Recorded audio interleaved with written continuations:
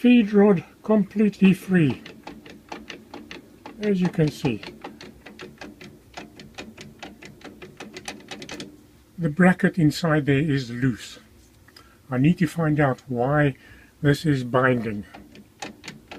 Completely free, but as soon as I turn it 3/4 of the way, look at that, tight. Now where is that binding taking place? Is it the worm gears or is it inside the apron? I'm going to take the apron out now. It was completely free. It's completely free when the apron's off. So what is causing that?